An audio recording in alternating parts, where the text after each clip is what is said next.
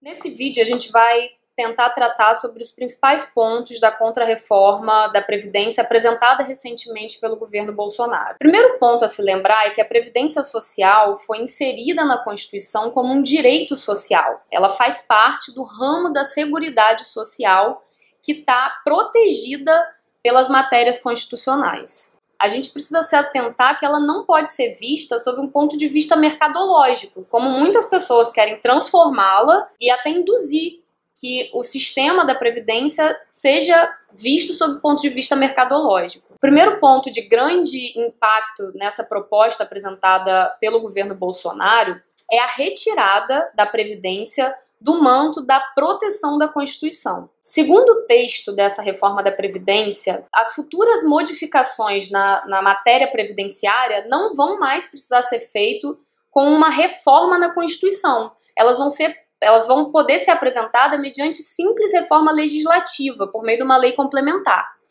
O que isso significa, na verdade?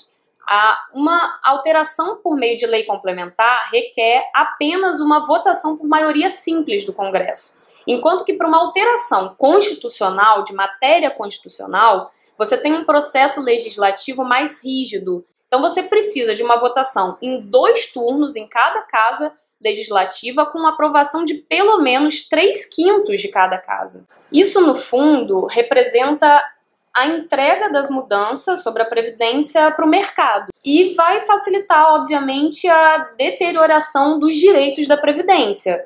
Outra mudança muito brusca nessa reforma apresentada pelo governo Bolsonaro está na forma de financiamento da Previdência. Atualmente, a gente diz que o sistema de financiamento ele é solidário na Previdência Pública. Então, a Previdência Pública hoje é financiada pelos trabalhadores, pelos empregadores e pelo governo. São essas 3 fontes de financiamento que existem.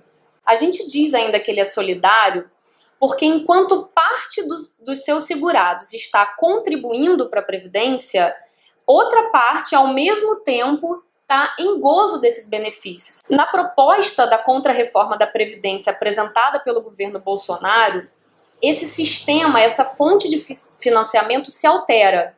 Ele passa a prever agora como financiamento obrigatório o regime de capitalização. No regime de capitalização, a grosso modo, o empregador e o governo deixam de contribuir para a Previdência Social e que esse sistema de capitalização funciona de uma forma bastante genérica como um sistema de poupança individual. Ou seja, a partir da capitalização, a partir da extinção desse sistema solidário, o trabalhador só vai conseguir se aposentar futuramente com o fruto das suas reservas durante a atividade. A gente não precisa fazer uma conta muito complexa para ver que isso não vai dar certo. Vale lembrar que o modelo de capitalização foi inserido no Chile nos anos de 1980. Existem dados que demonstram que atualmente no Chile, cerca de 80% das pessoas que conseguem chegar à aposentadoria recebem menos do que o salário mínimo. E ainda que 44%, cerca de 44% desse conjunto vive abaixo da linha da miséria. E é esse modelo que querem trazer para o Brasil com um sistema de capitalização. Bom, a gente vai tentar entrar mais na parte que diz respeito especificamente às regras que essa contrarreforma vem trazendo. E para isso é importante a gente ressaltar de início que ao longo de todos os governos, ao longo desses anos, a Previdência já veio sofrendo com contrarreformas. Todas elas prejudiciais ao trabalhador, diga-se de passagem, e que criou nessa matéria de previdência uma colcha de retalho. Então, atualmente, mesmo antes da aprovação dessa contrarreforma, a gente já tem inúmeras regras de aposentadoria, inclusive dentro do serviço público. Ou seja, a gente precisa avaliar qual é a data de ingresso do servidor, quanto tempo de contribuição, qual a idade.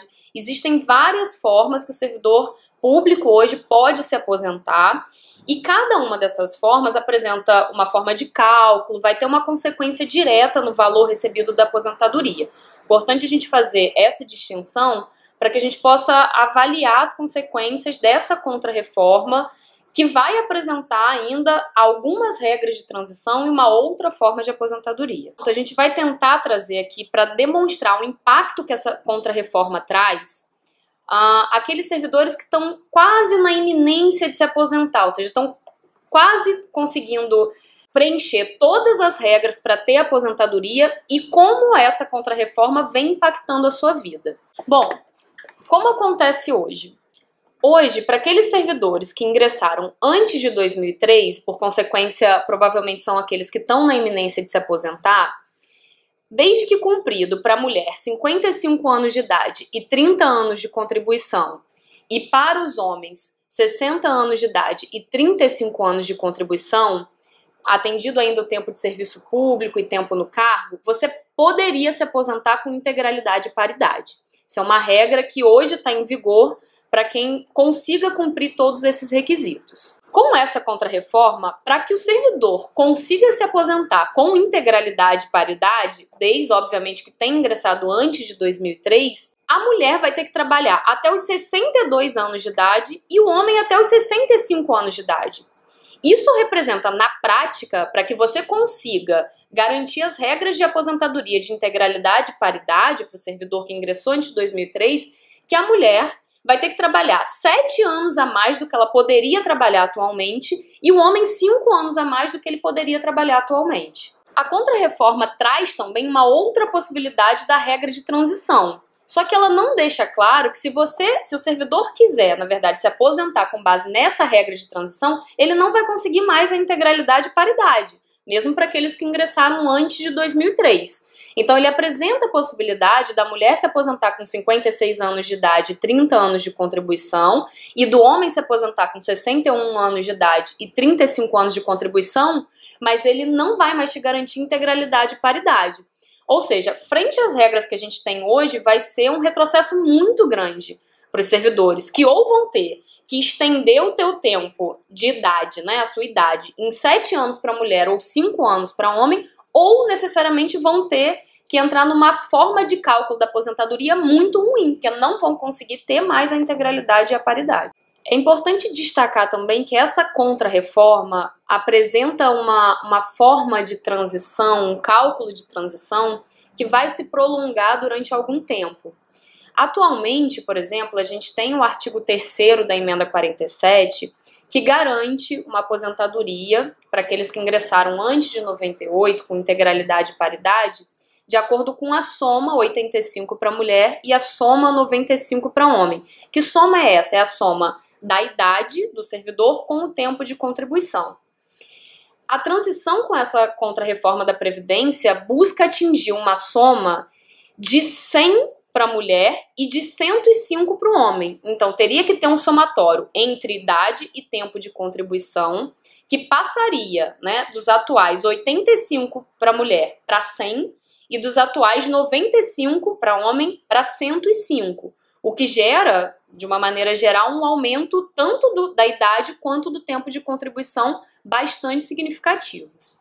Por fim, um impacto também muito grande trazido por esse texto da contrarreforma é que após esse período, né, de transição, de finalização, levando em conta esse somatório de 100 para mulher e 105 para homem, os ajustes na idade, no tempo de contribuição, eles vão poder ser feitos à medida em que a expectativa de vida do brasileiro cresce, segundo dados estatísticos do IBGE ou algum outro instituto que faça esse tipo de conta. Porque a gente sabe que em muitas regiões do país, inclusive, nem a expectativa de vida chega aos 65 anos de idade. Então, fazer uma reforma, apresentar uma contrarreforma da Previdência em que se exija, né, que se chegue a uma vida de pelo menos 65 anos de idade, é, na prática, interromper essa possibilidade para muitos servidores, muitos trabalhadores ao longo do país inteiro.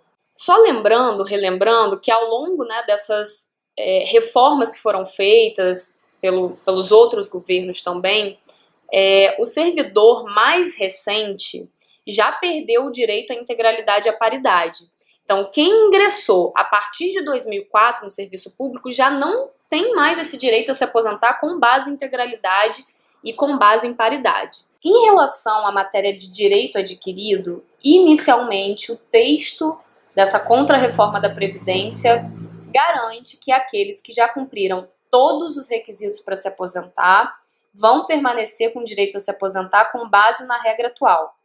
É importante a gente destacar que para que você tenha juridicamente consolidado o Instituto do Direito Adquirido, é necessário que você tenha atingido todos os requisitos. A falta de qualquer um dos requisitos não te gera direito adquirido a se aposentar em determinada modalidade de aposentadoria. A gente tem ainda um Instituto do Abono de Permanência. O texto inicial da PEC número 6 de 2019 resguarda ainda o direito ao recebimento do abono de permanência, mas ela traz uma mudança significativa. O texto da reforma prevê que, a partir de então, cada ente federativo, ou seja, o Estado, o município ou a União, ele vai instituir o percentual que vai ser pago o abono de permanência. Atualmente, na esfera federal, na União, o abono de permanência é pago sobre a mesma rubrica em que se tem o desconto previdenciário, que atualmente é de 11%. Muita gente pergunta se essa contrarreforma apresentada pelo governo Bolsonaro vai respaldar ainda as capacitações e qualificações que hoje são inseridas na aposentadoria. O artigo 3º, no parágrafo 10º dessa proposta de emenda à Constituição, vem, por enquanto, respaldando a inserção dessas vantagens na aposentadoria, desde que essas vantagens estejam previstas em lei de cada ente federativo. A gente ressalta também a instituição do regime complementar de previdência social. O regime complementar é como se fosse qualquer outra forma de previdência privada. Ele não faz parte da previdência pública, ele não tem uma ligação direta com a previdência pública.